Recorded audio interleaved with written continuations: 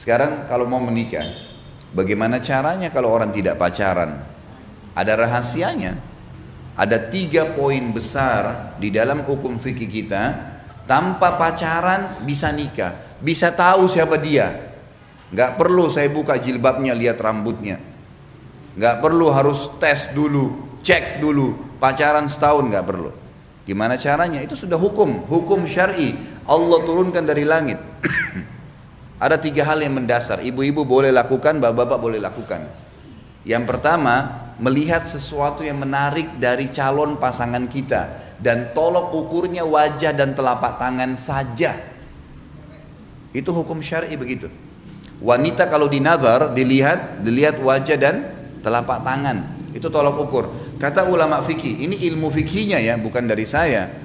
Hukum agama menjelaskan wajah itu memberikan simbol dari kepala sampai ke perutnya. Dan telapak tangan memberikan simbol dari kemaluan sampai ke kakinya. Itu sudah rahasia umum di kalangan para ulama. Artinya hukum bukan rahasia lagi ya, hukum agama begitu. Kata Nabi SAW, lihatlah sesuatu yang menarik dari calon pasanganmu. Dan Nabi SAW menyuruh boleh melihat wajah dan telapak tangan. Itu tolok ukurnya saja. Artinya itulah yang akan sering kelihatan. Telapak tangan itu punggung ya, punggung telapak tangan ya maksudnya. Bukan bagian dalam tapi punggungnya. Umumnya seperti itu. Maka yang dilihat 2 hal ini.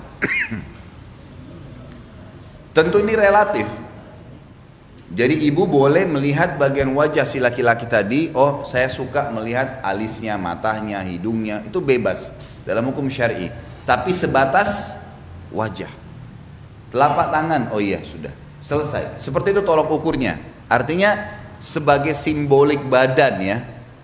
Yang kedua, mengenali keluarganya. Mengenali keluarga ini caranya adalah keluarga ayah dia itu akan mewariskan fisik. Akan mewariskan fisik kepada anak keturunan kita nanti. Keluarga ayah ya.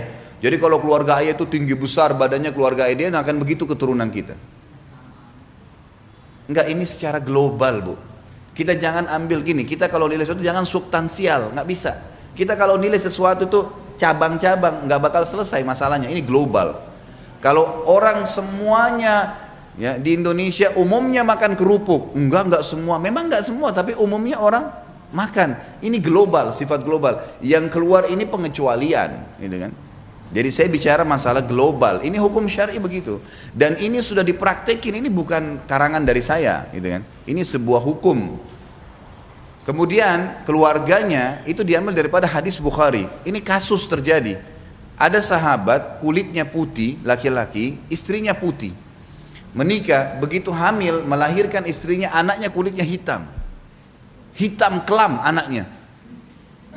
Hitam kayak orang Afrika, gitu kan. Itu hadis sahih. Lalu si suami spontan, kalau cuman gelap sedikit mungkin ini dia putih, istri putih, ini hitam kelam, gitu kan. Kata si suami spontan, kamu selingkuh. Hadis sahih ini. Kamu pasti selingkuh. Nggak mungkin. Saya putih ini, kamu putih kok anaknya bisa begini. Kata istri, demi Allah tidak ada yang sentuh saya kecuali kamu. Ributlah 2 orang ini sampai kepada Nabi Muhammad SAW. Tolong jangan dipotong dulu ya. Saya biar cerita dulu. Nanti terakhir pertanyaan, jadi tangkap dulu semua. Jadi akhirnya sampailah berita ini kepada Nabi SAW. Waktu Nabi SAW sampai berita ini, beliau dapat wahyu. Beliau tanya si laki-laki, kamu punya kakek hitam seperti ini nggak? Kata si laki-laki apa? Ada, dan masih hidup orangnya. Kata Nabi, ini keturunannya itu. Artinya apa? Makanya sering kita temukan ibu sama ayah beda wajahnya dengan anaknya. Sering ketemu nggak? Ini dari kakek-kakeknya, dari keluarga, dari pihak ayah, ibu atau ayahnya. Ini hukum ya. Hukum syar'i artinya apa? Allah memberikan gambaran kepada kita seperti itu. Ada anak yang mirip ke ibu ke ayah, tapi yang jelas umumnya secara fisik cenderung kepada keluarga ayah. Kalau karakter umumnya turun dari keluarga ibu. Karakter. Saya mau menikah dengan seseorang, gimana caranya saya tahu sifat-sifat umumnya? Maka lebih cenderung dilihat kepada keluarga ibunya. Keluarga ibu itu mewariskan karakternya. Oh, keluarga umumnya ibunya itu dosen, guru-guru, pedagang. Oh, orang baik-baik, keluarga baik-baik. Ya sudah, itu sudah umum, umumnya. Jangan bicara substansialnya. Umum, secara global sudah begitu. Karena nanti kalau kita bicara substansial, bisa saja anak ini terpengaruh dengan poin yang ketiga.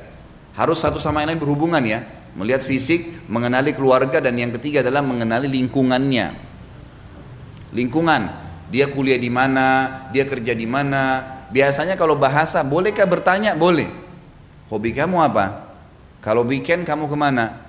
Oh, saya biasanya ke karaoke, saya biasa ke bar, saya biasa kumpul sama teman saya ke pantai, saya hobi naik gunung, saya ini.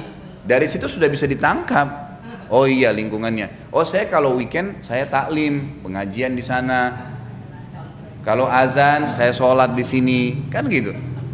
Lingkungan membentuk. Siapa yang mengatakan? Nabi Muhammad SAW. Ingat, ini majelis ilmu, taklim agama, bukan karangan saya. Kata Nabi SAW, al-mar'u ala dini khalili. Seseorang sesuai dengan agama temannya. Di mana lingkungannya dia. Boleh sebelum menikah kita tanya, kamu bekerjanya di mana? Kamu di bidang apa? Oh, saya biasa, saya kerja rentenir.